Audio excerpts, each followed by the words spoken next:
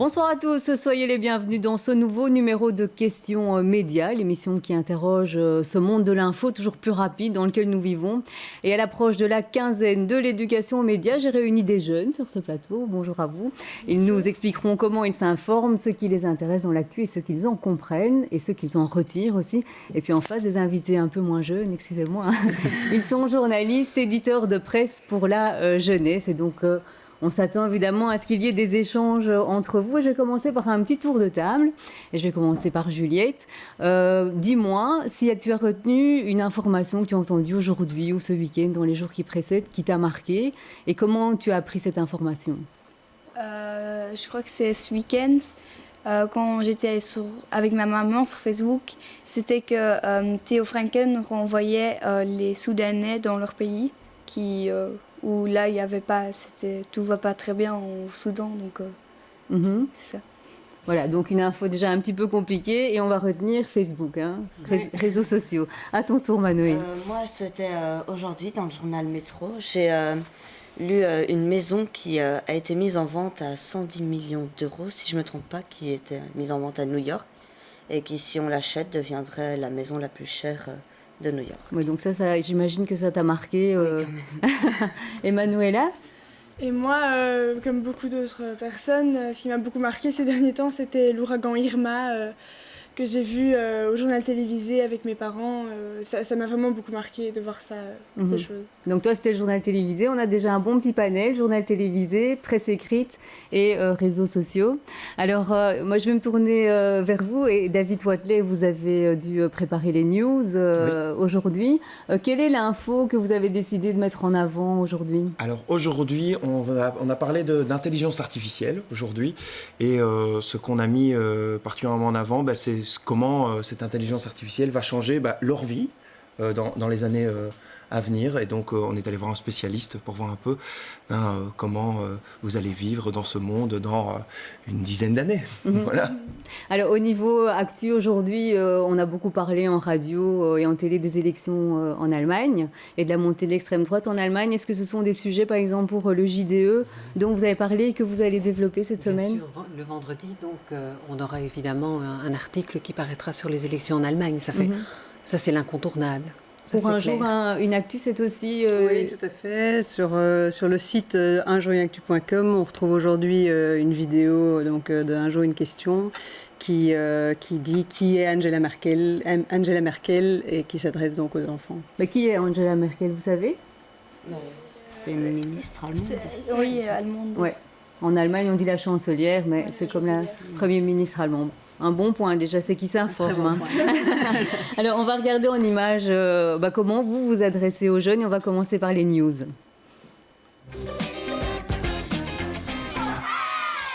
Bonjour à tous et bienvenue dans les news. Ah oui, je vois que quelqu'un a encore laissé traîner tout un tas de mots du jour. Eh ben, je vais me servir. Je vais prendre celui-là, celui-ci et celui-là. 3 mots pour une actu plus claire. Le premier mot du jour, c'est Mexico, du nom de la capitale du Mexique, qui a été secouée mardi par un séisme, un tremblement de terre très violent. De nombreux bâtiments se sont effondrés et plus de 250 personnes ont perdu la vie. Parmi les victimes, il y a aussi des enfants, car une école a été touchée. Moi, j'aime pas le tram, le bus, parce qu'il y a toujours plein de monde. Même des fois, on peut même pas s'asseoir. Allô, ici Roger, du Urmi. Bon y a personne on dirait. Je crois que le pilote est en vacances. Quand on voit 7-8 000 personnes aujourd'hui, qu'est-ce qu'on peut faire à part s'accrocher comme un lion ? Je crois qu'on peut rien faire d'autre. Donc voilà, là je crois qu'on est super content et on va essayer de la ramener à la maison cette fois-ci. Cette qualification est historique, c'est seulement la 3e fois que la Belgique accède à la grande finale de la Coupe Davis. Prochaine étape, le 24 novembre, face à la redoutable équipe de France. Oui, mais bon, ils commencent à nous faire peur, ces petits Belges.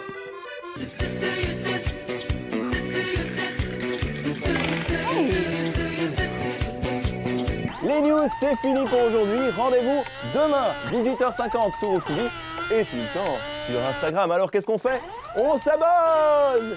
Le moins qu'on puisse dire, David, c'est que vous vous y donnez à fond. On perd quelques kilos par émission, oui, c'est clair qu'on a très envie d'attirer les enfants vers l'actu, mais d'une manière la plus ludique possible. Donc on se sert en fait de l'humour, des déguisements pour parler de l'actu un peu autrement.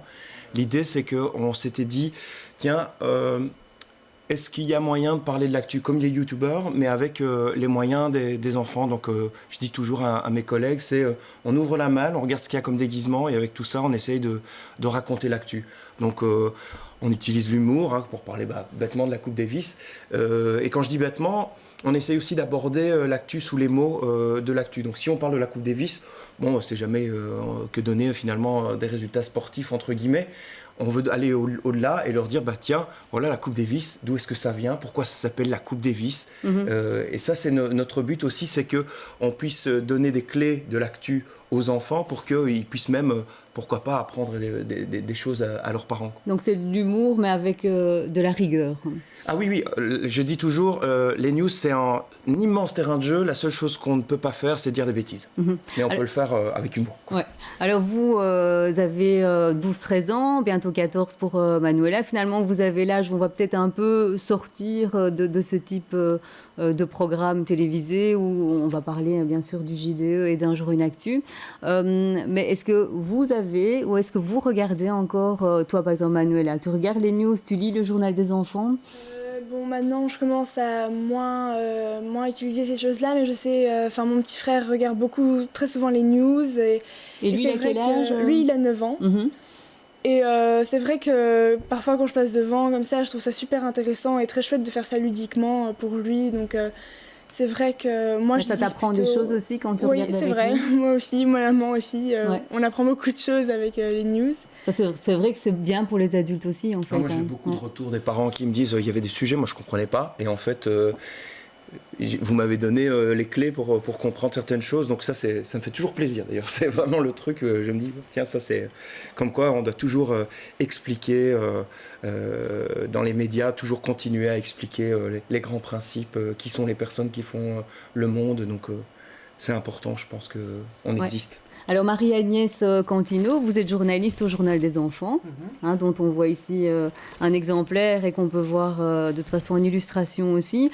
Le Journal des enfants, c'est au fond un journal tel qu'on le connaît pour les adultes, avec les mêmes codes, avec un autre langage, une autre façon d'expliquer les choses. On a déjà les codes du journal avec la culture, le sport à la fin.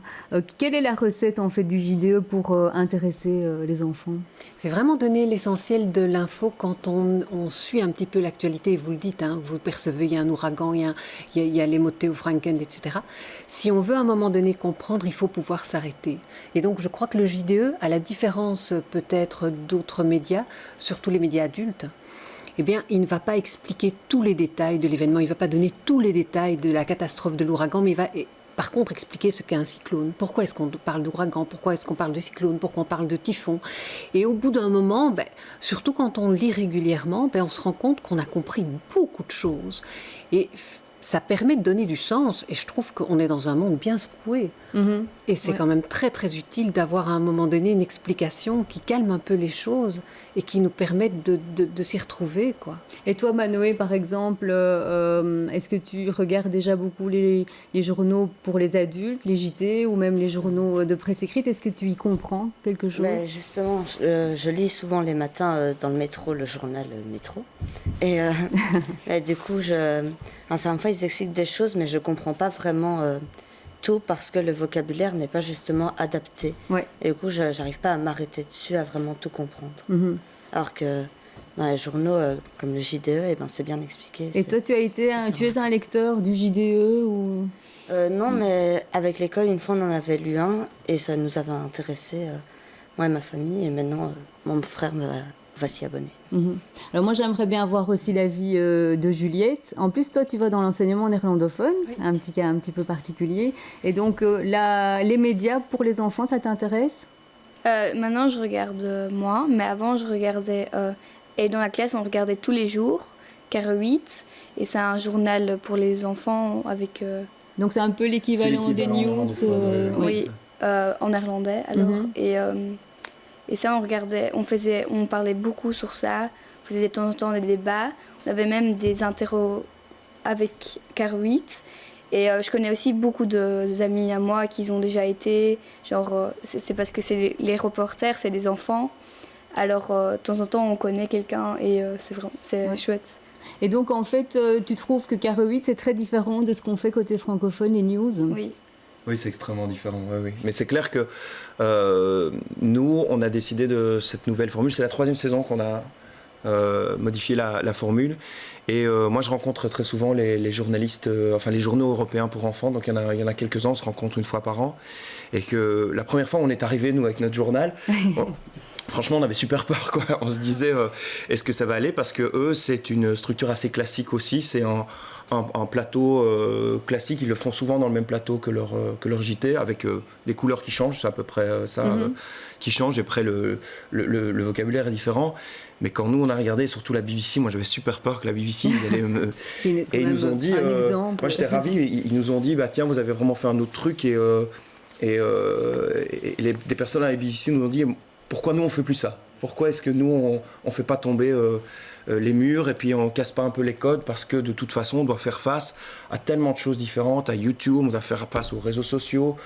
Ils ont tellement de possibilités pour s'informer que nous, on doit aussi exister différemment et aussi s'adresser à eux le plus directement possible. Et donc, nous, on a décidé de casser complètement le code du JT classique qui était le nôtre, comme celui de Caro 8, il n'y a pas si longtemps. Et toi, par exemple, Juliette, toi, tu aimes bien ce côté un peu rigueur et sérieux de Caro 8? Oui, c'est genre assez bien expliqué, genre pas comme le news, ils se déguisent pas ou quoi, c'est beaucoup plus sérieux, on va dire. Et ça aussi, je trouve ça aussi chouette de temps en temps que les médias, ils nous prennent pour... Les enfants jouent le rôle de reporter. Oui, et aussi que quand il y a aussi des adultes qui parlent vraiment comme des... Pas comme à des enfants. Oui, pas comme... Comme si vous étiez, comme à des adultes, des enfants capables de comprendre ce qu'on leur dit et pas infantilisés, c'est ça? Oui. Ok, tu veux dire, ouais. Ok. Alors Sandrine Van Gossum, le journal Un jour une actu, on n'en a pas encore parlé, est très différent du JDE. Oui. Donc précisons que le JDE c'est 100% belge. Un jour une actu c'est les éditions Bayard Milan, c'est français, mais donc c'est dédié à la francophonie. Tout à fait. Et donc ça sort aussi chaque semaine, mais vous focalisez sur un événement. Et par exemple ici il s'agit justement du fameux ouragan Irma. Oui. Et qu'est-ce que vous allez faire alors avec cet ouragan? Mais donc l'idée effectivement c'est de partir d'un sujet, idéalement d'actualité, autrement ça peut être un sujet qui va aider les enfants à comprendre l'actualité. Donc effectivement ce n'est pas un journal qui sort tous les jours, donc avec les délais de production etc. On se base sur une actualité assez chaude et qu'on peut expliquer aux enfants. Et le principe du journal Un jour une actu, donc la particularité c'est qu'il se déplie en 4 comme un tabloïd avec sous forme de poster du coup. Donc voilà, là il y a d'abord la photo décodée, l'information et le sujet principal qui est expliqué sous forme de poster, donc avec des grandes images et toutes les informations décodées donc pour les enfants. Donc on s'adresse vraiment aux enfants, c'est pour les 8-12 ans, 13 ans et on utilise un vocabulaire adapté aux jeunes. Et est-ce que Manoé, le fait de t'être un petit peu intéressé au JDE ou toi par exemple d'avoir regardé le Caro 8, vous avez l'impression que ça vous a donné des clés pour mieux comprendre maintenant quand on lit la presse pour adultes? Oui, quand même. C'est intéressant vu que du coup on comprend plus, je trouve, les sujets de grands, entre guillemets. Toi Manuela, quand tu regardes un journal télévisé, est-ce que tu comprends tout? Souvent, parfois, on va dire que j'ai des petits doutes, alors on met pause et on demande à nos parents ce que ça veut dire, un peu de nous expliquer grosso modo le sujet, parce que mes petits frères non plus, ils comprennent pas toujours tout. Donc, est-ce que sincèrement ça t'intéresse de regarder un journal télévisé? Moi ça m'intéresse très fort, et de savoir ce qui se passe dans le monde, c'est vraiment chouette et je trouve que c'est un bon moyen d'apprendre ça aux enfants. On a évoqué un petit peu les réseaux sociaux. Je propose qu'on regarde un petit peu ce qui se fait aussi sur les réseaux sociaux ou ce qui se fait en vidéo, même si on n'est pas forcément au départ une télévision, pour attirer les jeunes.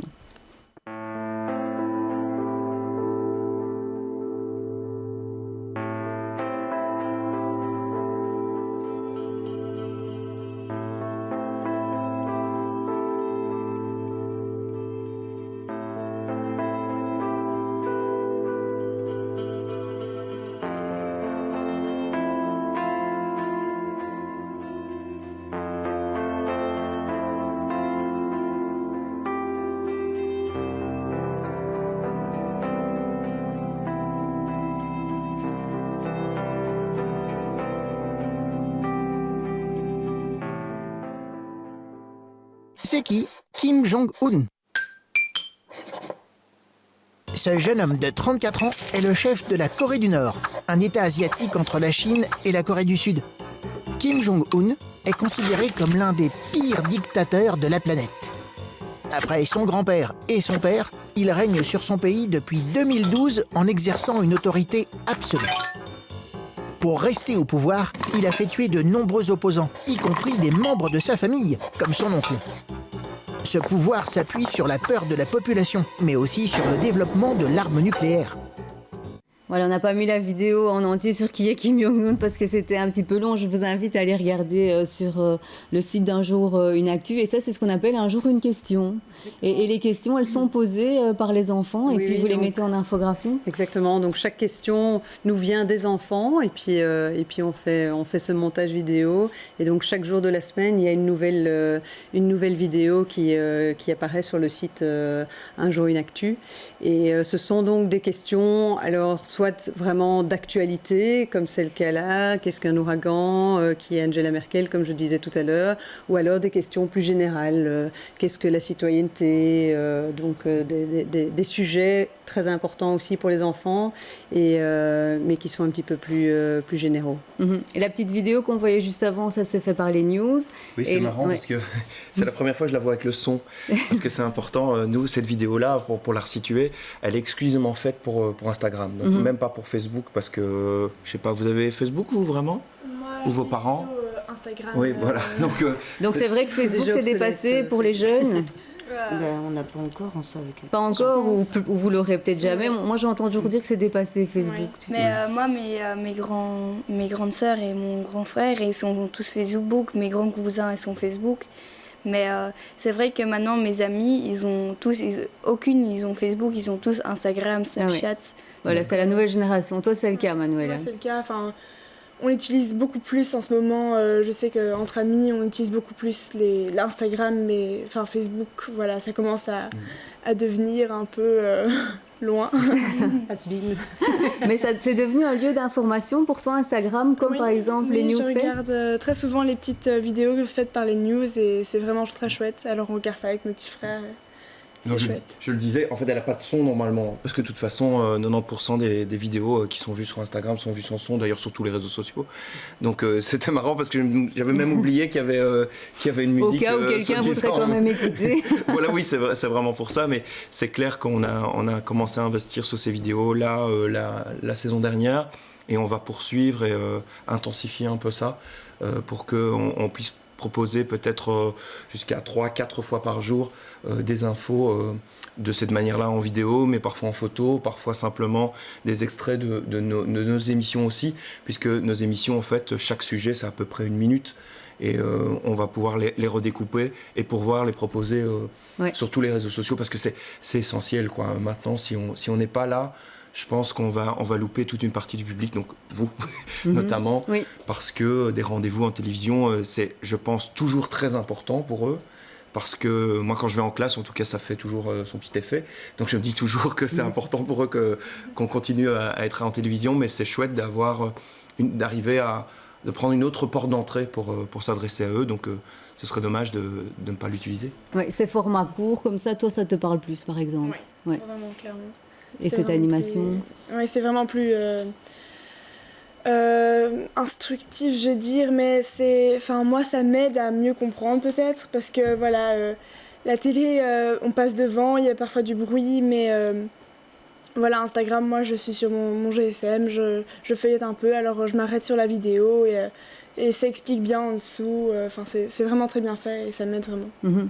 Et vous, le JDE, est-ce que vous êtes présent sur les réseaux sociaux? Est-ce que vous réfléchissez à ça, à aller atteindre les ados? On y pense, mais pour le moment, on est tellement impressionné par le succès. Il y a 100 000 enfants qui lisent le JDE et c'est quelque chose qui dure depuis 25 ans. Alors, on ne s'assied pas sur une réussite, mais véritablement, on sent que les enfants en tout cas en 5e, en 6e primaire, 10-12 ans, ont encore besoin de s'arrêter devant un journal papier. On existe aussi en numérique, bien sûr.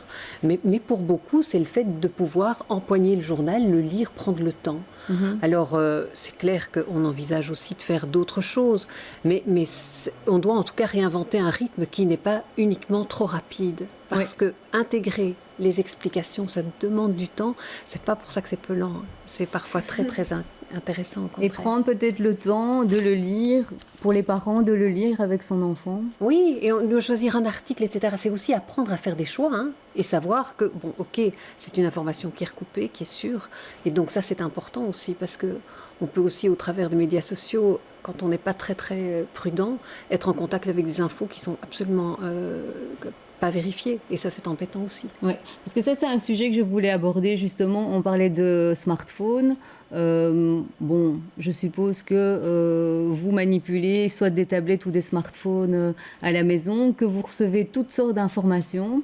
Est-ce que vous arrivez, ou ça vous semble compliqué, à faire le tri entre les informations qui sont crédibles et qui viennent d'une source fiable et des informations qui ne le sont pas? Toi, Juliette, tu arrives à faire le tri? Mais moi, je suis pas vraiment abonnée ou quoi à des trucs de journaux ou quoi.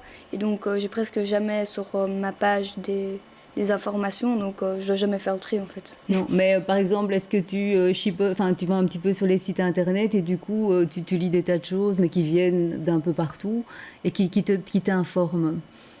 Non, pas vraiment. Pas vraiment. Et tu n'as pas des notifications que tu reçois où on te dit tiens, il vient de se passer ça ou ça dans le monde ou Non, j'ai pas ça. Donc en fait, tu recherches pas vraiment. Non. Ça t'intéresse pas vraiment. Et toi, Manoé? Moi, souvent, je recherche d'abord sur le premier site.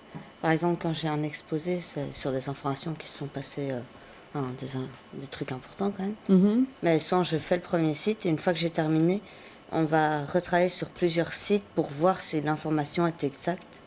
Et avec ça, on retravaille ensuite tout. Oui, parce que, par exemple, si je te dis, mais c'est vrai, je l'ai lu sur Internet, donc c'est vrai. Pas forcément, ça dépendrait du site. Ouais. Et moi, si l'information va m'intéresser, j'irai me renseigner sur le même site ou encore un autre. Et quelles sont les clés que l'on peut donner comme ça aux jeunes, Sandrine, par exemple, quand ils lisent une information, à quoi ils doivent faire attention? Et c'est vrai que c'est toujours un petit peu délicat de laisser les tablettes ou ordinateurs dans les mains des jeunes parce qu'on ne sait pas quel genre d'informations ils sont confrontés. Mais d'une part, c'est effectivement se dire, ben voilà, certains sites, le JDE, Un jour une actu, ce sont des sites qui sont vraiment faits pour les enfants, donc se dire que ça, c'est déjà une source sûre. Et d'autre part, effectivement, se dire qu'il ne faut pas rester sur une seule information, mais il faut vérifier l'information. Donc c'était déjà le bon réflexe qu'il avait. Exactement. Donc c'est important de se dire que c'est pas parce qu'on l'entend ou qu'on l'a lu que l'information est bonne. Donc ouais. Alors j'entendais que dans les classes néerlandophones, on travaille beaucoup avec RE8. Est-ce que vous, en classe, dans les classes francophones, on parle beaucoup d'actualité? Qui veut parler, Manoé? Moi, en soi, j'ai commencé Immersion cette année et on a aussi un livre en néerlandais à lire. Attends, en immersion néerlandais, oui, le Kids. Et là, on en parle, certaines fois en classe, et on a aussi des interrogations, mais en français, on n'aborde pas vraiment. Mais par contre, quand il se passe quelque chose de grave, comme par exemple les attentats, bon, tout le monde y pense. Manuela, qu'est-ce qui se passe en classe à ce moment-là? On a eu beaucoup de débats pendant, je sais que les années qui ont précédé, on a vraiment eu beaucoup de débats. On en a passé parfois des matinées entières.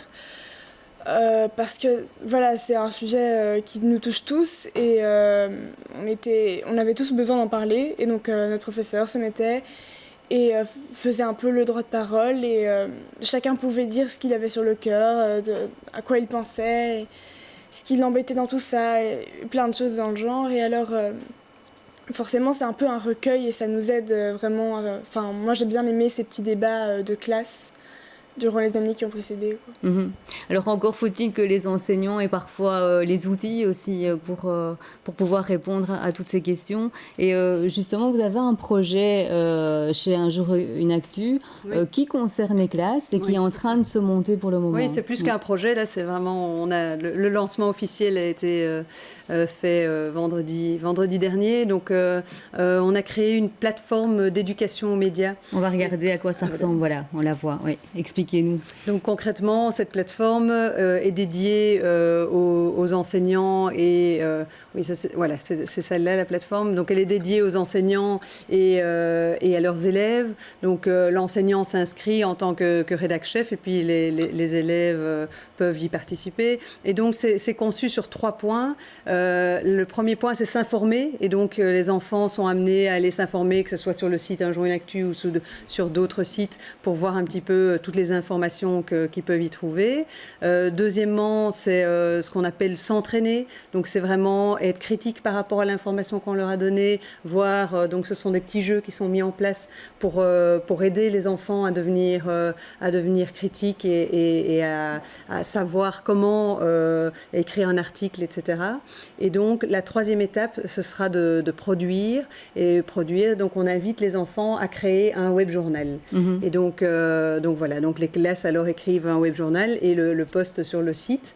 Et l'idée, évidemment, la petite cerise sur le gâteau, c'est que on souhaite que ces web journaux soient alors échangés entre les différentes classes en Belgique, mais bien sûr pour le moment dans tous les pays francophones. Donc, et à terme également, cette plateforme existera également en anglais.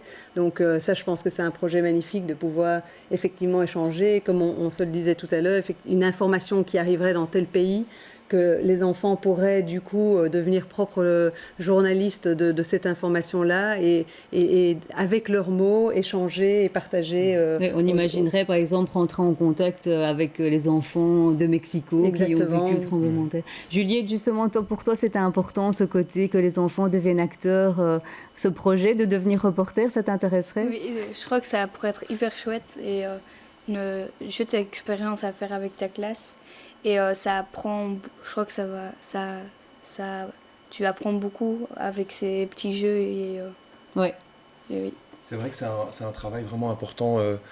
Comme vous le dites, c'est toujours d'aller au contact, quoi. Nous, on va dans les classes 2 fois par semaine et on va interviewer les enfants et on va leur dire « Bon, maintenant, le micro est à vous. Vous pouvez dire ce que vous voulez de l'actu. » Et je crois que c'est vraiment essentiel parce que moi, je rencontre beaucoup d'instituteurs et d'institutrices qui font beaucoup d'éducation aux médias, parce que vous parliez les jeunes doivent faire attention, doivent recouper, mais tout le monde doit faire attention. Et c'est vraiment. Il n'y a pas que les jeunes qui sont au contraire, je serais plus tenté de dire qu'il y en a beaucoup plus dans les plus jeunes à qui on a dit attention sur les réseaux sociaux, attention. Là où les adultes finalement maîtrisent peut-être beaucoup moins les informations qu'ils reçoivent, et être acteur, maîtriser un peu ces outils-là, je trouve que c'est super important, d'autant que je pense certains ici en face de moi maîtrisent mieux certains réseaux sociaux que bien des adultes, que les adultes et des outils. Donc ça, c'est vraiment c'est un dialogue en fait avec les enfants. Ouais. Je crois qu'il ne faut pas l'oublier. L'émission touche à sa fin et ça me permet, ce que vous venez de dire, d'annoncer que la quinzaine de l'éducation aux médias démarre le 18 octobre. Elle a lieu du 18 au 31 octobre. Que nous, on fera encore une émission le 23 octobre dans ce thème-là, puisque le thème, c'est désinformation et fake news. Donc, il y a énormément de choses à dire à ce niveau-là. Et donc, je vous conseille d'aller visiter le site du Conseil supérieur de l'éducation aux médias.